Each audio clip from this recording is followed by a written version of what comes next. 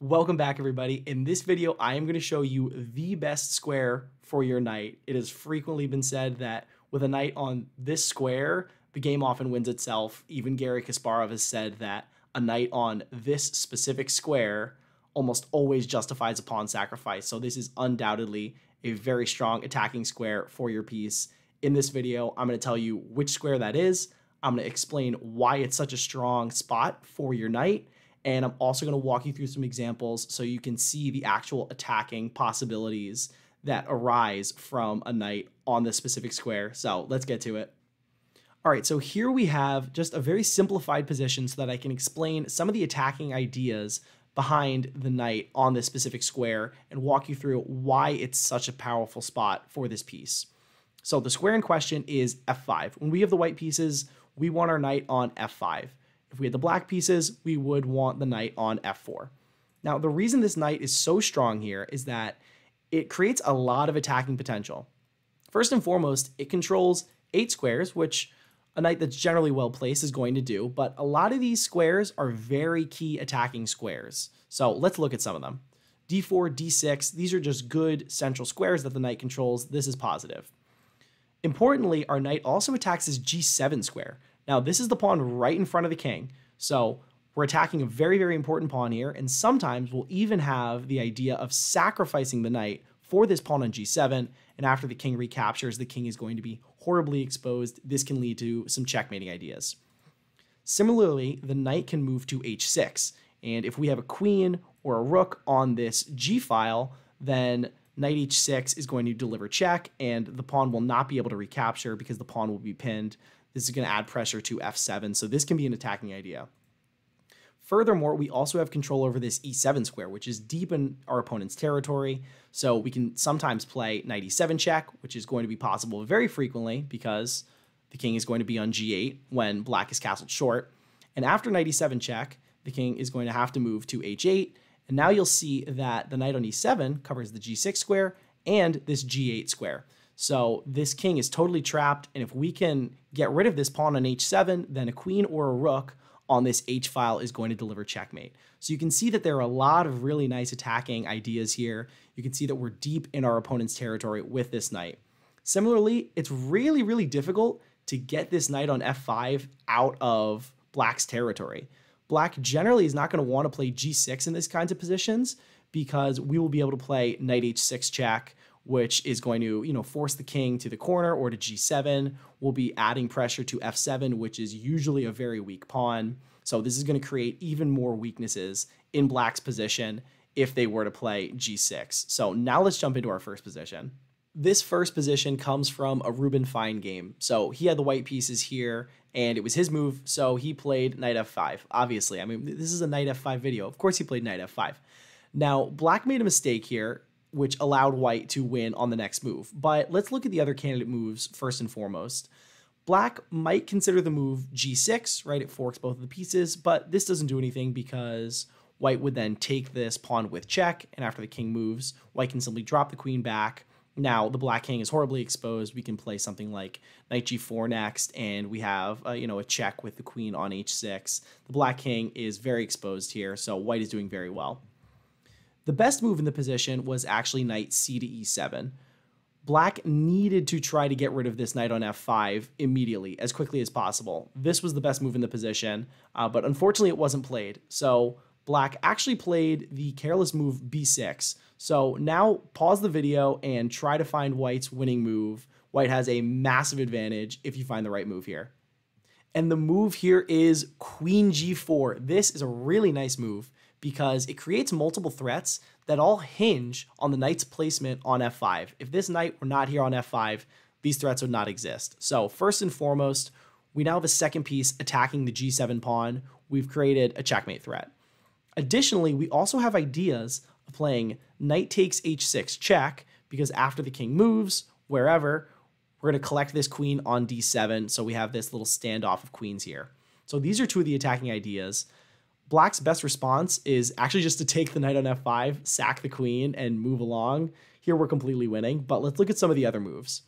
So if black were to play something like f6 or even g5, then we're going to play knight takes h6 check, And after the king moves, we are going to gobble up the queen on d7, and we'll be up way too much material. Otherwise, the only other thing that black can try to do is maybe play something like king f8, but now we're going to take on g7 with check, and after the king moves, king g8 will be checkmate. So these are some great attacking ideas here that all hinge on the knight being on f5. So let's now look at the second position. In this second position here, we have got white to move, and of course, we got the knight on f5. The knight's always going to be on f5. So white to move here, find white's best move. Pause the video right now, try to find it. I hope you were able to find it. I kind of alluded to it earlier on, so hopefully this idea was already ingrained in your head, but the move is knight takes g7. We sacrifice the knight for the pawn in front of the king. Now, if black takes this knight, we are going to play queen g5 check, and after the king moves to h8, we will play queen takes f6 check. The king only has one square to go, has to go to g8. Now we check with a rook on g3. The queen will block only move, and now rook takes g4 is checkmate. So this is a very, very beautiful idea. If the king takes, we've just crashed through the king side. Now, of course, black's best move is not to take this knight on g7 and walk into mate in 4, but instead play king h8, sidestep, and even here we would play rook takes f6. We're still doing very well because after the king takes on g7, we're going to play queen h6 check. The king is going to want to move back to h8, and here we're going to play f4. We're going to swing this other rook over to the f-file. We're going to take this pawn on e5, even if they take. We're going to open up this file either way. We're going to have great pressure on f7, and we even have some potential to, swing this rook over to the h-file, create pressure on h7. The black king is totally exposed, totally trapped, and black's pieces are not going to get very active. So whether or not black takes this knight on g7, the sacrifice is very worthy, and we create a very strong attack because we crash through our opponent's kingside pawn structure, specifically because we have this knight on f5. Let's go into our last position now. This last position is definitely a challenge position. There's no crushing advantage for white. There's no tactic to look for, but white does have a solid strategic advantage because of the knight that we have on f5 here. So pause the video, try to find white's best move. This one is going to be a little tough. Now, I actually found this position on Reddit, so I'm going to add the link to that post in the description if you want to check it out. But with the white pieces to move here, there are a couple things we need to notice about this position. First and foremost, the pawn on e4 is currently hanging. So if we were to play a nothing move like king h1, then black would play bishop takes e4. We cannot recapture with the pawn because this queen is currently undefended. So we have to notice that. Similarly, we can't play something like bishop e3 for the same reason. This looks like a normal developing move, but again, the e4 pawn is going to hang. We cannot recapture with our pawn because the queen on d1 is only defended by the rook, only defended by one piece, but it would be attacked by two different pieces, so we can't do that. Now, the best move in this position is actually to play queen d2. It's kind of a quiet move, but it does a couple things. Now our queen is actually defended. So the queen on d2 is defended by three different pieces. So we have actually removed all the tactics regarding black taking on e4. Additionally, we want to remember that what we want with our knight here on f5 is to swing our queen over to g5 and create attacking threats. So first and foremost, we're creating a checkmate threat on g7. Additionally, there might be some sacrifices with the knight. We also have the queen lined up against the king, so there could also be ideas of playing knight h6 check. So if black plays a nothing move like bishop c6, then we're going to take that opportunity to play queen g5. We've created this checkmate threat that black has to stop. If black plays something like g6, we're attacking their knight, so they'll attack ours. Then we would take on f6, and after black takes our knight, we would play bishop h6. We're going to checkmate on the next move. So g6 does not work.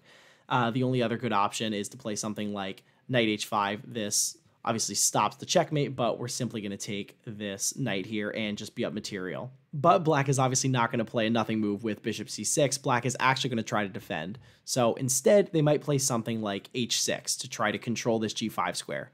But here we actually have a beautiful move. We have knight takes g7. So we take this pawn. Again, we see that this idea comes through very, very frequently. We're crashing through our opponent's king side, and if the king takes back, now we can play queen takes h6 with check. After the king moves, we can take this knight on f6, and we've just won some material. And additionally, the black king is very, very exposed here. We have a lot of attacking chances in this position. This goes to show that h6 is out of the question, so black's best move is actually to play g6 instead. But even here, we're going to play queen g5. We know what to do if black makes some kind of nothing move. We're going to take on f6 with the queen, and if the pawn captures on f5, they take our knight, then we have bishop h6. We're going to be mating on the next move. So black's best move here is queen e6, and now we would probably play something like knight h6 check. And after the king moves, we don't actually have any massive attack, but again, we have a very strong edge, and you can see how we're poking holes in black's position. Specifically, they've had to play g6, which means that the f6 and h6 squares are a little bit weaker. We have our queen on the dark squares, and we have a dark squared bishop, so this is the kind of long-term pressure that we should be able to sustain and should lead to a win. The other move at the start of this position, instead of queen d2 that's very strong, is bishop g5. So with bishop g5, we add pressure to this knight on f6. If black allows it, we're going to take, and after the pawn recaptures, we have just made this knight on f5 an absolute monster. It now occupies an outpost because no pawn to the side of it can kick it away. Additionally, this h6 square has become very, very weak, so we have ideas of maybe even swinging the queen over, delivering checkmate. So this would be very, very good for us. Now, you might be wondering if the tactics actually work out, because it seems like this queen is still undefended. It's only defended by the rook, and it's being attacked by two different pieces. But the tactics actually do work out, so I'll show you a couple of the variations. If bishop takes e4, we again have this beautiful move, knight takes g7. If the king takes back, we're going to play bishop takes f6 with check, and now when the king takes, we're going to recapture this bishop on e4 with the rook. Material is equal here, but as you can see, black's king is super exposed. The king side has all of these different weaknesses, and white is doing very, very well in this position. And if instead of taking our knight on g7, black instead plays something like bishop takes f3, then we're going to take the knight on f6. After the bishop captures the rook, we're going to take back with the queen on e2, and you'll see that our bishop here is cutting off the king. We have ideas of playing something like queen f3, queen g3 to potentially deliver checkmate. So this is a very, very strong position for white as well. Hopefully this video gave you a good sense of why the knight on f5 is such a monster and showed all the different kinds of attacking possibilities that come out of these positions. I mean, Garry Kasparov thinks the knight on f5 is incredible, so you know what? I think I agree with him. If you like this video, if you learned something from it, please give it a thumbs up and also subscribe. I've got a lot more videos just like this on chess improvement in the pipeline.